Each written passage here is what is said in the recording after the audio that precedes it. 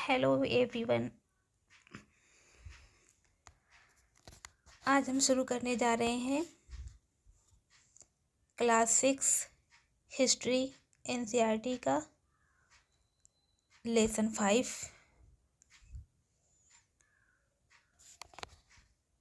क्या बताती हैं हमें किताबें और खबरें।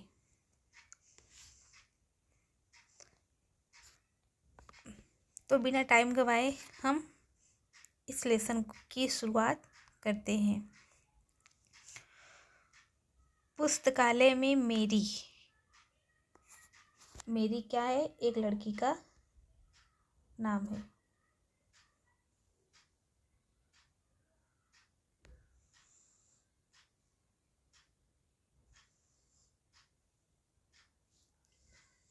पुस्तकालय में मेरी। जैसे ही घंटी बजी, शिक्षक ने छात्रों को अपने साथ आने को कहा। आज वे पहली बार पुस्तकालय जा रहे थे। मेरी ने देखा कि पुस्तकालय उसकी कक्षा से काफ़ी बड़ा था और वहाँ किताबों से भरे कई रैक थे। कोने में एक अलमारी थी जो मोटी मोटी किताबों से भरी थी। मेरी को एक अलमारी खोलने की कोशिश करते देख शिक्षक ने कहा, उस अलमारी से अलग धर्मों से जुड़ी हुई महत्वपूर्ण किताबें हैं। क्या तुम्हें मालूम है कि हमारे पास वेदों का भी एक संग्रह है? मेरी सोचने लगी, वेद क्या है? चलो पता लगाएं। वेद दुनिया के प्राचीनतम ग्रंथों में एक। शायद तुमने वेदों के बारे में सुना होगा। वेद 4 हैं: ऋग्वेद, सामवेद, यजुर्वेद तथा अथर्ववेद। सबसे पुराना वेद है ऋग्वेद, जिसकी रचना लगभग 3500 साल पहले हुई। ऋग्वेद में 1000 से ज़्यादा प्रार्थनाएं हैं जिन्हें सूक्त कहा गया है। सूक्त का मतलब है अच्छी तरह से बोला गया। ये विभिन्न देवी देवताओं की स्तुति में रचे गए हैं। इनमें से 3 देवता बहुत महत्वपूर्ण हैं: अग्नि, इंद्र और सोम। अग्नि आग के देवता, इंद्र युद्ध के देवता और सोम एक पौधा है जिससे एक खास पेय बनाया जाता था।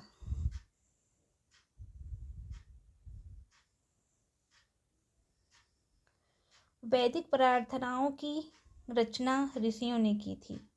आचार्य विद्यार्थियों को इन्हें अक्षरों, शब्दों और वाक्यों में बांटकर सस्वर पाठ द्वारा कंठस्थ करवाते थे।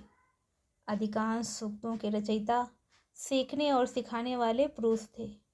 कुछ प्रार्थनाओं की रचना महिलाओं ने भी की थी। ऋग्वेद की भाषा प्राक संस्कृत या वैदिक संस्कृत कहलाती है। तुम स्कूल में जो संस्कृत पढ़ती हो उससे ये भाषा थोड़ी भिन्न है। संस्कृत और अन्य भाषाएं। संस्कृत भाषा भारोपी भारत और यूरोपी भाषा परिवार का हिस्सा है। भारत की कई भाषाएं असमिया, गुजराती, हिंदी, कश्मीरी, सिंधी, एशियाई भाषाएं जैसे फारसी तथा यूरोप की बहुत सी भाषाएं जैसे अंग्रेजी, फ्रांसीसी, जर्मन, यूनानी, इतालवी, स्पेनिश आदि इसी परिवार से जुड़ी हुई हैं। उन्हें एक भाषा परिवार इसलिए कहा जाता है क्योंकि आरंभ में उनमें से कई शब्द एक जैसे थे। उदाहरण के लिए मातृ जो संस्कृत है, माँ हिंदी और मदर अंग्रेजी शब्द। क्या तुम्हें इनमें से कोई समानता नजर आती है? उपमहाद्वीप में दूसरे भाषा परिवारों की भी भाषाएं बोली जाती हैं। उदाहरण के लिए पूर्वोत्तर प्रदेशों में तिब्बत वर्मा परिवार की भाषाएं बोली जाती हैं। तमिल, तेलुगु, कन्नड़ और मलयालम द्रविड़ भाषा परिवार की भाषाएं हैं, जबकि झारखंड और मध्य भारत के कई हिस्सों में बोली जाने वाली भाषाएं ऑस्ट्रो एशियाटिक परिवार से जुड़ी हैं। उन भाषाओं की सूची बनाओ जिनके बारे में तुमने सुन रखा है। उनके भाषा परिवारों की पहचानने की कोशिश करो। हम जिन किताबों को पढ़ते हैं वे लिखी और छापी गई हैं। ऋग्वेद का उच्चारण किया जाता था और श्रवण किया जाता था, ना कि पढ़ा जाता था। रचना के कई सदियों बाद इसे पहली बार लिखा गया। इसे छापने का काम तो मुश्किल से 200 साल पहले हुआ।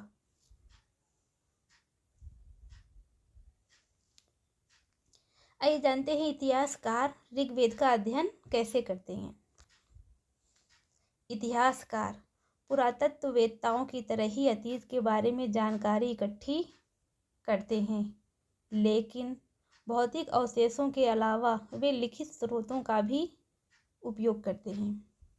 चलो देखते हैं कि वे ऋग्वेद का अध्ययन कैसे करते हैं। ऋग्वेद के कुछ सूक्त वार्तालाप के रूप में हैं। विश्वामित्र नामक ऋषि और देवियों के रूप में पूजित 2 नदियों ब्यास और सतलुज के बीच ये संवाद एक ऐसी ही सूक्त का अंश है। इन दोनों नदियों का मानचित्र एक पृष्ठ 2 में खोजें तथा फिर पढ़ें। पृष्ठ नंबर 2 पे जाइएगा आप और ब्यास और सतलुज नदी को ढूंढिएगा। ये है ऋग्वेद की पांडुलिपि का एक पेज है, आप देख सकते हैं। ये भुज वृक्ष की छाल पर लिखी जाती है और ये लिपि कश्मीर में पाई गई थी। इसको आप देख सकते हैं।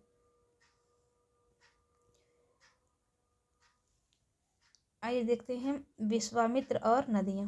विश्वामित्र, हे नदियों, अपने बछड़ों को चाटती हुई 2 दमकती गायों की तरह 2 फुर्तीली घोड़ों की चाल से पहाड़ों से नीचे आओ।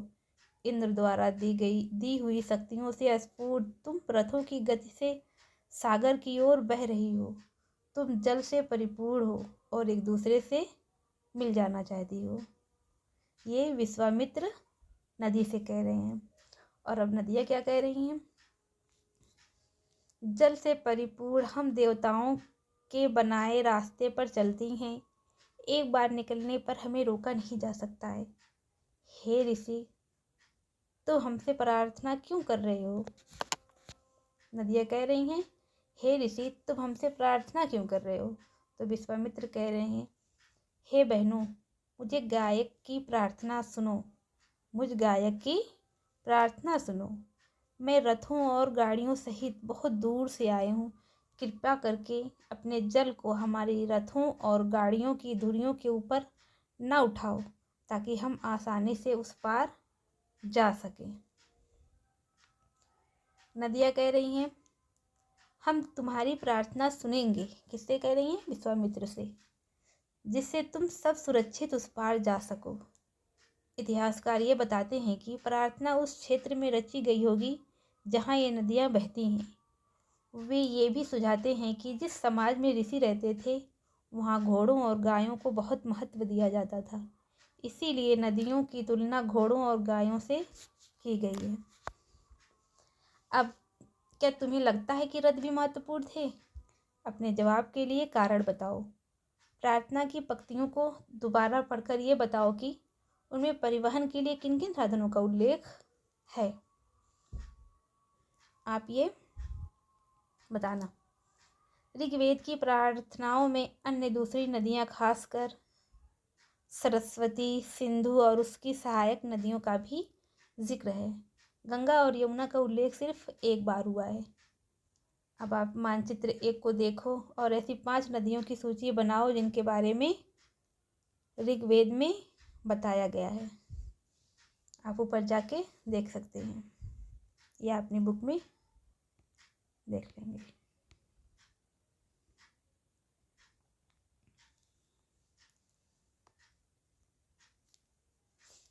मवेशी, घोड़े और रथ।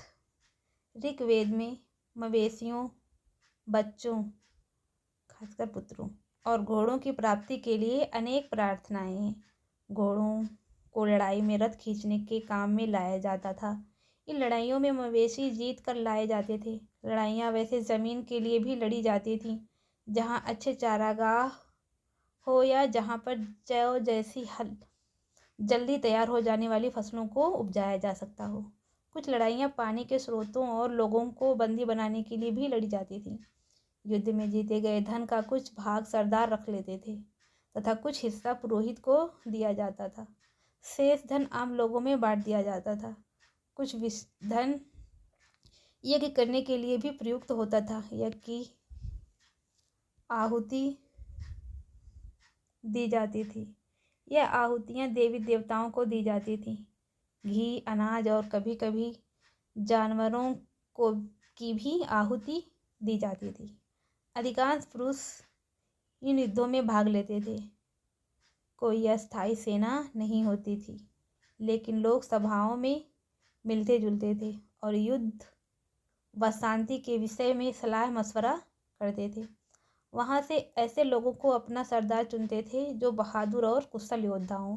लोगों की विशेषता बताने वाले शब्द। लोगों का वर्गीकरण काम, भाषा, परिवार या समुदाय, निवास स्थान या संस्कृत परंपरा के आधार पर किया जाता रहा है। ऋग्वेद में लोगों की विशेषता बताने वाले कुछ शब्दों को देखो। ऐसे दो समूह हैं जिनका वर्गीकरण काम के आधार पर किया गया है। पुरोहित, जिन्हें कभी कभी ब्राह्मण कहा जाता था, तरह तरह के यज्ञ और अनुष्ठान करते थे। दूसरे लोग थे राजा।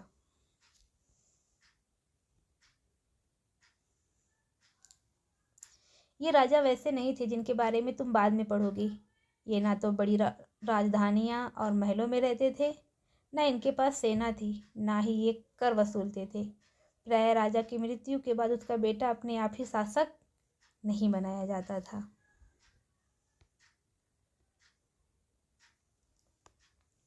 पिछले अनुभाग को एक बार फिर पढ़ो और ये पता लगाने की कोशिश करो कि राजा क्या करते थे। ठीक। जनता या पूरे समुदाय के लोग के लिए दो शब्दों का इस्तेमाल होता था। एक था जन, जिसका प्रयोग हिंदी व अन्य भाषाओं में आज भी होता है। दूसरा था विष, जिससे वैश्य शब्द निकला है। इस विषय पर तुम अध्याय 6 में विस्तार से पढ़ोगे। ऋग्वेद में विष और जनों के नाम मिलते हैं, इसलिए हमें पुरु जन या विष, भरत जन या विष, यदुजन या विष जैसे कई उल्लेख मिलते हैं। तुम्हें इनमें से कोई नाम जाना पहचाना लगता है तो बताओ। जिन लोगों ने इन प्रार्थनाओं की रचना की, वे कभी कभी खुद को आर्य कहते थे तथा अपने विरोधियों को दास या दस्यु कहते थे। दस्यु वे लोग थे जो यज्ञ नहीं करते थे और शायद दूसरी भाषाएं बोलते थे। बाद के समय में दास, स्त्रीलिंग दास ही होता है, शब्द का मतलब गुलाम हो गया। दास वे स्त्री और पुरुष होते थे जिन्हें युद्ध में बंदी बनाया जाता था। उन्हें उनके मालिक की जायदाद माना जाता था। जो भी काम मालिक चाहते थे उन्हें वे सब करना पड़ता था। जिस युग में उपमहाद्वीप के उत्तर पश्चिम में ऋग्वेद की रचना हो रही थी, उस समय दूसरी जगहों पर एक अलग तरह का विकास हो रहा था। देखो वहाँ क्या हो रहा था।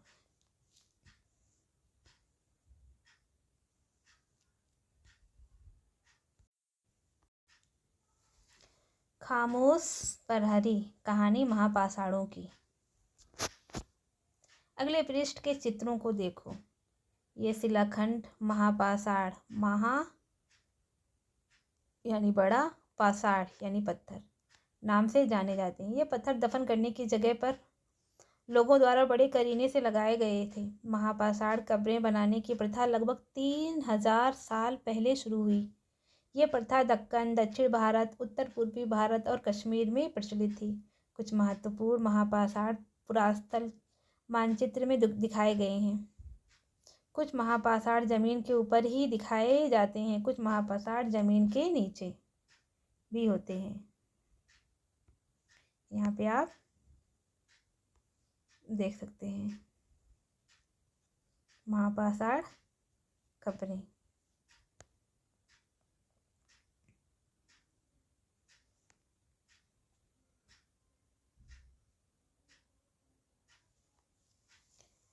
कई बार पुरातत्वविदों को गोलाकार सजाए हुए पत्थर मिलते हैं, कई बार अकेला खड़ा हुआ पत्थर मिलता है। यही एकमात्र प्रमाण है जो जमीन के नीचे कब्रों को दर्शाते हैं। महापाषाणों के निर्माण के लिए लोगों को कई तरह के काम करने पड़ते थे। हमने जो कार्यों की सूची बनाई है उन्हें क्रमबद्ध करो।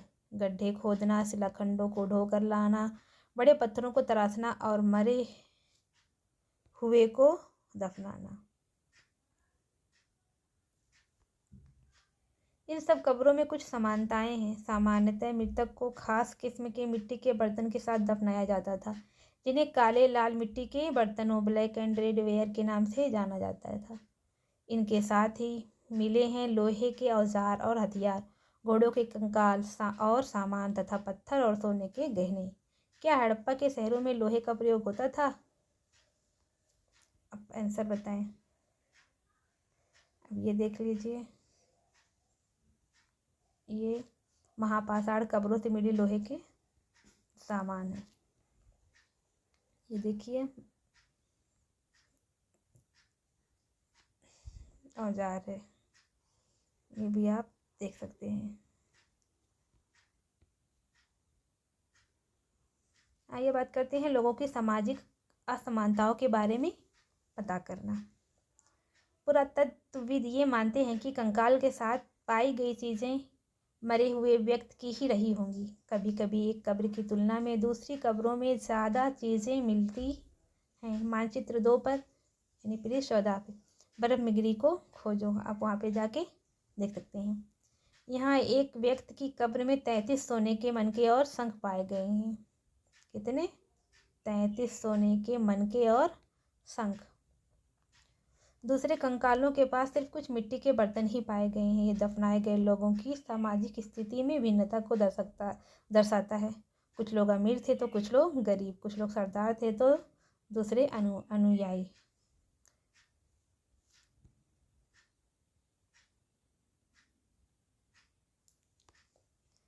क्या कुछ कब्रगाहें खास परिवारों के लिए थीं? पता करते हैं। कभी कभी महापाषाणों में एक से अधिक कंकाल मिले हैं। वे ये दर्शाते हैं कि शायद एक ही परिवार के लोगों को एक ही स्थान पर अलग अलग समय पर दफनाया गया था। बाद में मरने वाले लोगों को पोर्ट होल के रास्ते कब्रों में लाकर दफनाया जाता था। ऐसे स्थान पर गोलाकार लगाए गए पत्थर या चट्टान चिन्ह का काम करते थे, जहाँ लोग आवश्यकता अनुसार शवों को दफनाने दोबारा आ सकते थे। इनाम गांव के एक विशिष्ट व्यक्ति की कब्र, मानचित्र 2 में पृष्ठ 14 पे आप देखिए। इनाम गांव को खोजो और देखो। ये भीमा की सहायक नदी घोड़ के किनारे एक जगह है। इस जगह पर 3600 से 2700 साल पहले लोग रहते थे। यहाँ वयस्क लोगों को प्रायः गड्ढों में सीधा लिटाकर दफनाया जाता था। उनका सिर उत्तर की ओर होता था। कई बार उन्हें घर के अंदर ही दफनाया जाता था।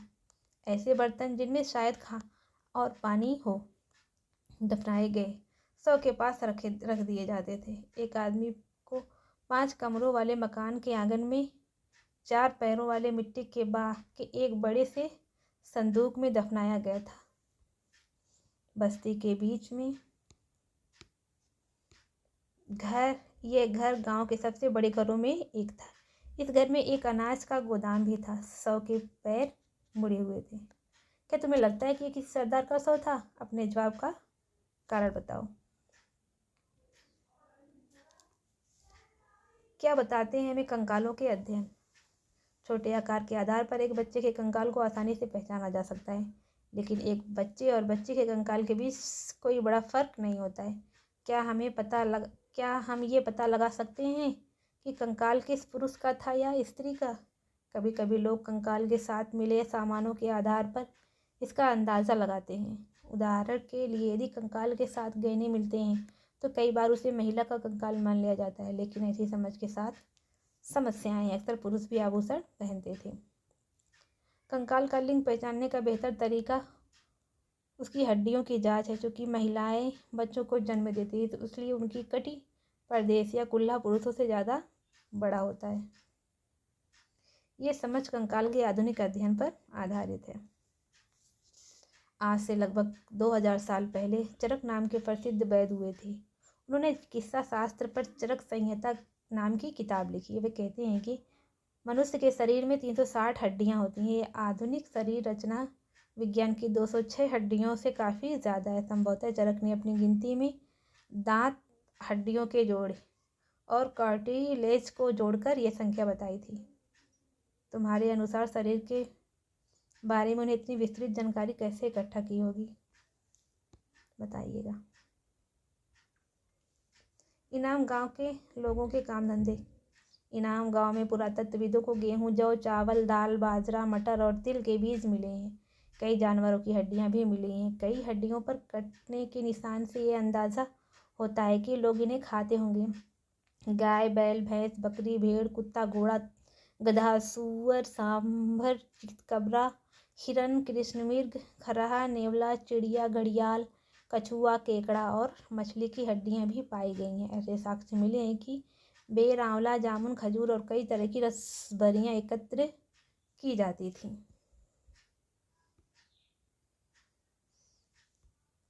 इस प्रमाण के आधार पर इनाम गांव के लोगों के काम धंधों की एक सूची बनाओ। अन्यत्र एटलस में आप चीन को देखो। लगभग 3500 साल पहले हम यहाँ की लेखन कला के सबसे पुराने उदाहरण पाते हैं। ये जानवरों की हड्डियों पर लिखा गया था। इन्हें भविष्यवाणी करने वाली हड्डियां कहा जाता है क्योंकि यह मान्यता थी कि ये भविष्य बताती थी। राजा लोग लिपिकारी से इन हड्डियों पर सवाल लिखवाते थे। क्या वे युद्ध जीतेंगे? क्या फसलें अच्छी होंगी? क्या उन्हें पुत्र होंगे? फिर इन हड्डियों को आग में डाल दिया जाता था, जहाँ इनमें गर्मी से चटक कर दरारें पड़ जाती थी। भविष्यवक्ता इन दरारों को बड़े ध्यान से देखकर भविष्यवाणी करने की कोशिश करते थे। जैसे तुम भी सोच रही होगी, ये भविष्यवक्ता कभी कभी गलती भी करते थे। ये राजा शहरों में महल बनाकर रहते थे। उन्हें बेशुमार दौलत इकट्ठा कर ली थी, जिनमें बड़े बड़े नक्काशी किए हुए कांसे के बर्तन शामिल थे, लेकिन वे लोग लोहे का इस्तेमाल करना नहीं जानते थे।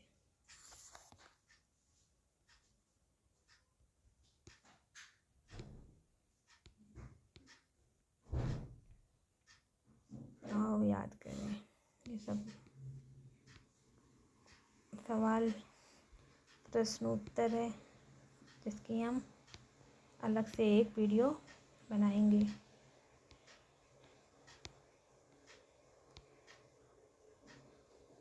अब अध्याय 6, राज्य, राजा और एक प्राचीन गणराज्य। ये हम नेक्स्ट वीडियो में देखेंगे।